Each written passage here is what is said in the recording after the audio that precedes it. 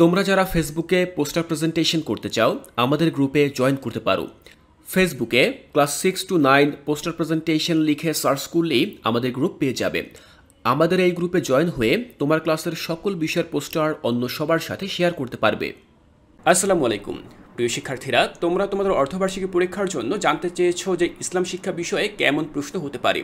তো আজকে আমি আলোচনা করব তোমাদের ইসলাম শিক্ষা বিষয়টি নিয়ে, যে কীরকম প্রশ্ন আসলে ঠিক হতে পারে। এখানে তোমরা যে প্রশ্নটি দেখতে পাচ্ছ এটি হচ্ছে গত বছর মূল্যায়নের প্রশ্ন।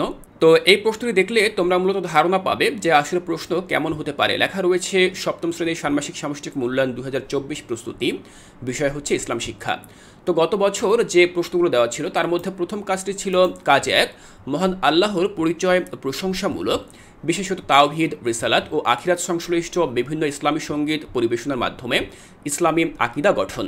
তো তোমরা এখানে দেখতে পাচ্ছ যে আমাদেরকে বলা হয়েছে ইসলামী সঙ্গীত পরিবেশন, সেটি হতে পারে গজল, হতে পারে হামদ, নাত, কিরাত, যে কোনো কিছু কিন্তু হতে পারে। তো তোমরা ঠিক এরকম বিভিন্ন ইসলামী সঙ্গীত চর্চা করবে, যার মধ্যে ফুটে উঠবে মূলত তাওহীদ, রিসালাত এবং আখিরাত। তো এগুলো তোমরা চর্চা করবে। দেখো আমি এখানে উত্তর হিসেবে লিখেও রেখেছি হামদ নাত। প্রথম যে হামটি আমি লিখেছি সেটি হচ্ছে আল্লাহু আল্লাহু তুমি জাল্লে জালালু, শেষ করা তো যায় না গিয়ে তোমার গুণগান। তো এই যে তোমরা হামনাদটি দেখছো এটি কিন্তু আমি এখানে উদাহরণ হিসেবে লিখে রেখেছি। এরকম বেশ কিছু হামদনাদ তোমরা চর্চা করতে পারো। এরপরে দেখো আমি আরও একটি হামনাদ লিখে রেখেছি 2 নম্বরে, যেটি হচ্ছে ত্রিভুবনের প্রিয় মোহাম্মদ, লিখেছেন কবি কাজী নজরুল ইসলাম। তো দেখো এই যে হামনাদটি, ত্রিভুবনের প্রিয় মোহাম্মদ এলোরে দুনিয়ায়, আয়রে সাগর আকাশ বাতাস দেখবে যদি আয়। তো এটি কিন্তু হচ্ছে একটি ইসলামী সঙ্গীত, অনেক সময় আমরা গজলও বলে থাকি। তো এরকম বেশ কিছু হামনাদ তোমরা মুখস্থ করবে, যাতে করে তোমাদেরকে জিজ্ঞাসা করা হলে তোমরা যেন সেটি পড়তে পারো। দেখো এরপরে আমরা আরও একটি হামনাদ উল্লেখ করেছি, যেটি হচ্ছে হামনাদ 3, রাসূল নামে কে এলো মদিনায়। তো এটি লিখেছেন পল্লীকবি জসিমউদ্দিন। আমি লিখেছি দেখো রাসূল নামে কে এলো মদিনায়, রাসূল নামে ওরে আকাশের ওই চন্দ্র কেড়ে। দেখো এরকম যে হামনাদগুলো রয়েছে তোমরা এগুলো পড়ে যাবে। এগুলো কিন্তু গত বছরের প্রশ্ন, এবছরও নয়। গত বছর ষান্মাসিক সামষ্টিক মূল্যায়নে সপ্তম শ্রেণীর ইসলাম শিক্ষায় কিন্তু এই প্রশ্নগুলো এসেছিল। তো তোমরা এই প্রশ্ন থেকে ধারণা পাবে যে প্রশ্ন আসলে ঠিক কেমন হতে পারে।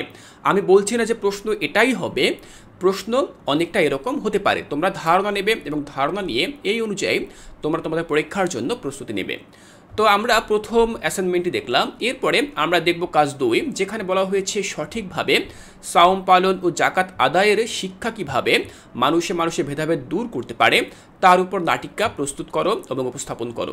তো শিক্ষার্থীরা এর আগে যে কাজটি দেখেছ হামনাদ সম্পর্কিত, অর্থাৎ ইসলামী সঙ্গীত সম্পর্কিত, সেটি কিন্তু ছিল একক কাজ, অর্থাৎ ইন্ডিভিজুয়ালি তোমাকে সেই কাজটি করতে হবে।